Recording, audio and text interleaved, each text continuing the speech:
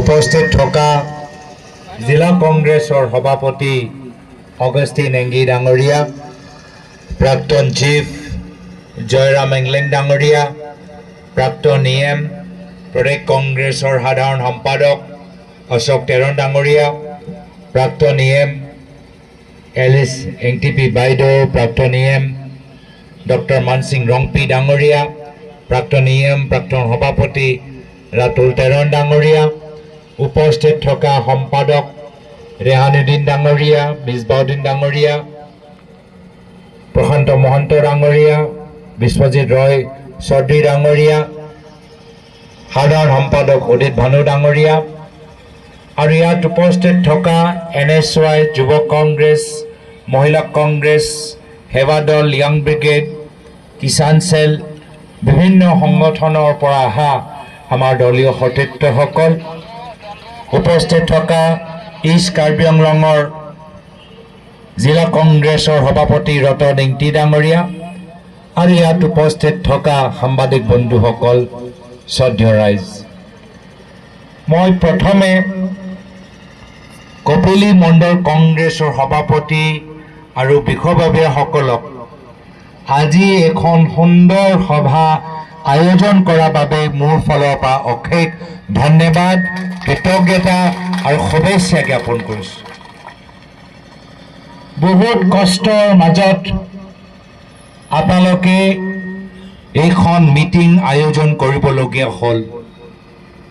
বহুত প্ৰতিবাদ, বহুত আপোনালোকৰ আগত বাধা দিয়া গ'ল, কিন্তু তথাপিও আপোনালোকৰ কষ্ট বিনিময়ত আজি ইয়াত শ শ মানুহ উপস্থিত হৈছে। এয়া হ'ল আপোনালোকৰ কষ্ট ফল, এয়া হ'ল বাস্তৱ অসমৰ ৰাইজৰ আবেগ আৰু কংগ্ৰেছ দলৰ প্ৰতি মৰম। যিমানে বিজেপি দলে চেষ্টা কৰক বা নকৰক, অসমৰ ৰাইজ আগন্তুক দিনত আমাক আশীৰ্বাদ দিবই, আমাক মৰম কৰিবই। আজি আপোনালোকৰ কষ্ট ফল চাই মই ক'ব পাৰোঁ 100% নিশ্চিতভাৱে অহা বছৰ অসমৰ ভিতৰত কংগ্ৰেছৰ নেতৃত্বৰ চৰকাৰ হ'বলৈ গৈ আছে। কাৰ্বি আংলঙত 5টা বিধানসভা সমষ্টি, 5টা বিধানসভা সমষ্টিত আমাৰ কংগ্ৰেছৰ বিধায়ক বা বিধায়িকা হ'বলৈ গৈছে। কিন্তু অহা বিধানসভা নিৰ্বাচনলৈকে আমাৰ সপোন সীমিত নহয়। মই যিখিনি কথা যোৱাবাৰ যেতিয়া কাৰ্বি আংলঙলৈ গৈছিলোঁ সেই সময়ত কৈছিলোঁ, একেখিনি কথা আপোনালোকৰ সন্মুখত দোহাৰিছোঁ। মাত্ৰ বিধানসভা নহয়, মাত্ৰ লোকসভা নহয়, আমাৰ অন্তিম সপোন হ'ল কাৰ্বি আংলঙৰ ভিতৰত কাউন্সিলটো কংগ্ৰেছৰ দখল কৰাটো হ'ল আমাৰ সপোন। যোৱা 10 বছৰত বহুতখিনি আশা আৰু মিছা প্ৰতিশ্ৰুতি বিজেপি দলে দেখালে। বহুতখিনি কথা ক'লে, মিঠা মিঠা কথা ক'লে, চাকৰি পাব, উন্নতি হ'ব, মাটি পট্টা পাব, উদ্যোগ হ'ব, শিক্ষা লাভ কৰিব, চিকিৎসা লাভ কৰিব, বহুতখিনি কথা ক'লে, কিন্তু প্ৰতিটো কথা মিছলীয়া।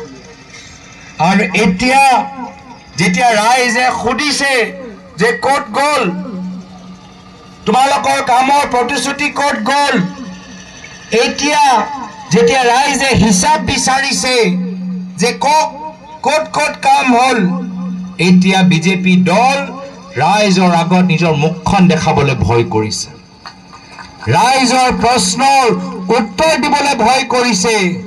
ৰাইজে আজি কংগ্ৰেছৰ সভাত আহি সাহস লাভ কৰিছে। ৰাইজৰ সেই বৃদ্ধি হোৱা সাহস চাই এতিয়া বিজেপি দলে ভয় কৰিছে। আৰু সেইকাৰণে ভয়ত বিজেপি দলে কি কৰিব বিচাৰিছে, জনসাধাৰণক ভয় খুৱাবলৈ বিচাৰিছে, সাংবাদিকসকলক ভয় খুৱাবলৈ বিচাৰিছে। RTI কৰা মানুহবোৰক ভয় খুৱাবলৈ বিচাৰিছে, ছাত্ৰ সংগঠনক ভয় খুৱাবলৈ বিচাৰিছে, মহিলাসকলক ভয় খুৱাবলৈ বিচাৰিছে, যুৱকসকলক ভয় খুৱাবলৈ বিচাৰিছে। মই বিজেপি দলৰ নেতাসকলক বিনম্ৰ অনুৰোধ কৰিছো, অসমৰ ৰাইজক, কাৰ্বি আংলঙৰ ৰাইজক ভয় খুৱাবলৈ চেষ্টা নকৰিব। ৰাইজৰ লগত কংগ্ৰেছ আছে, ৰাইজক ভয় খোৱাতকৈ ৰাইজৰ পৰা ভয় খাবলৈ শিকক, ৰাইজৰ পৰা ভয় খাবলৈ শিকক। নিজকে ৰাইজৰ ৰজা নাভাবিব। হিমন্ত বিশ্ব শৰ্মা ডাঙৰীয়া, তুলিৰাম ৰংহাং ডাঙৰীয়া নিজকে ৰাইজৰ ৰজা নাভাবিব, ৰাইজক ৰজা ভাবিবলৈ আৰম্ভ কৰক, ৰাইজক ৰজা ভাবিবলৈ আৰম্ভ কৰক। অহা বিধানসভা নিৰ্বাচনত এই ৰাইজৰ আঙ্গুলিত ইমান শক্তি আছে, আপোনালোকৰ পৰা এই ক্ষমতা গাড়ী কাঢ়ি লৈ যাব অসমৰ জনসাধাৰণে। আৰু তাৰ পিছত কি হ'ব? তাৰ পিছত আপোনালোকৰ ওচৰত সেই 24 জনীয়া সিকিউৰিটি নাথাকিব, আপোনালোকৰ ওচৰত সেই গৃহ বিভাগটো নাথাকিব। আপোনালোকে সাধাৰণ মানুহৰ দৰে অসমৰ ৰাইজৰ মাজত থাকিব লাগিব, ৰাইজৰ প্ৰশ্নৰ উত্তৰ দিব লাগিব। আৰু সেইকাৰণে মই এতিয়া ভাবিছো যে যদি এতিয়া যেতিয়া তেওঁলোকৰ ওচৰত ক্ষমতা আছে, ৰাইজৰ পৰা ভয়, মোবাইলটো বন্ধ কৰকচোন। এতিয়া যেতিয়া তেওঁলোকৰ ওচৰত ক্ষমতা আছে, এতিয়াৰ পৰা যদি ৰাইজক ভয় কৰিছে, যিদিনা ক্ষমতা হাতৰ পৰা গুচি যাব কিমান তেওঁলোকে ভয় কৰিব, মই তাৰ অনুমান এতিয়া পাইছো। আৰু সেইকাৰণে মই যোৱাকালি কলো যে হিমন্ত বিশ্ব শৰ্মা ডাঙৰীয়া বিধানসভা নিৰ্বাচনৰ পিছত অসমৰ ভিতৰত দেখা নাপাব, ভয়তে অসমৰ পৰা গুচি যাব। ক'ত যাব?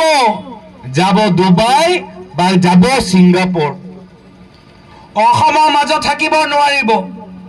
অসমৰ মানুহৰ খুব তেওঁলোকে সন্মুখত ল'ব নোৱাৰিব। অসমৰ মানুহে যি ন্যায় দিবলৈ বিচাৰে, অসমৰ মানুহৰ মাজত থাকিবলৈ ভয় কৰিব। অসমৰ মানুহৰ পৰা বিদায় ল'ব হিমন্ত বিশ্ব শৰ্মা ডাঙৰীয়া। অহা বছৰ গুচি যাব ডুবাই বা ছিংগাপুৰ। তেওঁ হ'ব NRI, তেওঁ NRI হ'ব। কিন্তু অকলে গৈ তেওঁ ভাল নাপাব, অকলে বাহিৰত গৈ কোন ভাল পাব? লাগিব নিজৰ লগত বন্ধু, লাগিব নিজৰ লগত এজন সতীৰ্থ। এতিয়া আপোনালোকে কওক, হিমন্ত বিশ্ব শৰ্মা ডাঙৰীয়াৰ লগত আৰু ছিংগাপুৰত কোন আমি দেখা পাম? সেয়া হ'ল আপোনালোকৰ চিফ তুলিৰাম ৰংহাং ডাঙৰীয়া। দুয়োজনে ছিংগাপুৰ গৈ খুব ভাল পায় না, হয় নে নহয়? আপোনালোকে চাব, অহা বিধানসভা নিৰ্বাচনৰ পিছত ৰাইজে যেতিয়া কংগ্ৰেছৰ নেতৃত্বৰ চৰকাৰ গঠন কৰিব, পিছদিনা হিমন্ত বিশ্ব শৰ্মা ডাঙৰীয়া, তুলিৰাম ৰংহাং ডাঙৰীয়া ছিংগাপুৰত টিকেট কাটিব, ছিংগাপুৰ গুচি যাব। হাতত আছে 5 মাহ, কাম কৰিব লাগে, থলুৱা উদ্যোগক সহায় কৰিব লাগে। এইখিনি কাম কৰা নাই, উল্টা কাম কৰিছে। 5 মাহ আছে, কিমান আমি বাহিৰৰ উদ্যোগক, ডাঙৰ ডাঙৰ ধনী মানুহক আমি ঠিকা দিব পাৰো, সেয়া লৈ তেওঁলোকে ব্যস্ত। আজি তাৰিখত থলুৱা আমাৰ বাঁহ খেতি কৰা মানুহবোৰ আজি বাঁহ তেওঁলোকে বিক্ৰী কৰিব পৰা নাই। এই 5 মাহৰ ভিতৰত থলুৱা খেতিয়কসকলক সহায় কৰিব লাগে, বাঁহৰ এটা ভাল উদ্যোগ লগাব লাগে। বাঁহৰ উদ্যোগ লগোৱাতকৈ হাজাৰ হাজাৰ বিঘা মাটি দি দিলে আদানীক, হাজাৰ হাজাৰ বিঘা মাটি দি দিলে পতঞ্জলিক, কিন্তু আমাৰ থলুৱা বাঁহ খেতি কৰা মানুহক নিজৰ খেতি কৰা বাঁহটো আজি বিক্ৰী কৰিবলৈ দিয়া নাই। এয়া হৈছে তেওঁলোকৰ কাম দিব লাগে মাটি পট্টা আপোনালোকক কিন্তু 5 মাহ আছে ক'ত নিজৰ পৰিবাৰৰ নামত মাটি কিনিব পাৰে ক'ত আদানীক মাটি বিক্ৰী কৰিব পাৰে ক'ত আম্বানীক মাটি বিক্ৰী কৰিব পাৰে মাটি লৈ আজি তেওঁলোকৰ বেহা এটা চলাই আছে বিজনেছ কৰি আছে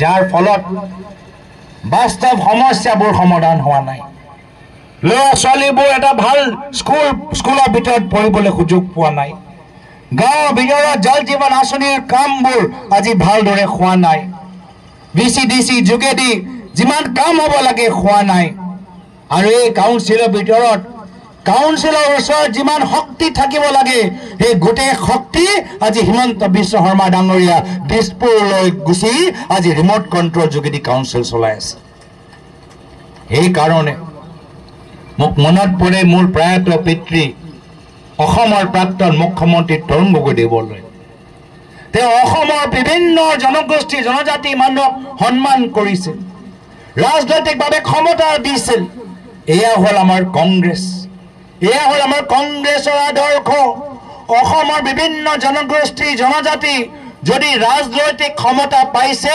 যেতিয়া যেতিয়া কংগ্ৰেছৰ চৰকাৰ আছে তেতিয়া তেওঁলোকে পাইছে যেহেতু কংগ্ৰেছ দলে বিভিন্ন জনগোষ্ঠী জনজাতিক সন্মান কৰে ৰাজনৈতিকভাৱে ক্ষমতা দিবলৈ বিচাৰে এয়া 6 স্কেডিউলে হওক অট'নমাছ কাউন্সিলে হওক বা ডেভেলপমেণ্ট কাউন্সিলে হওক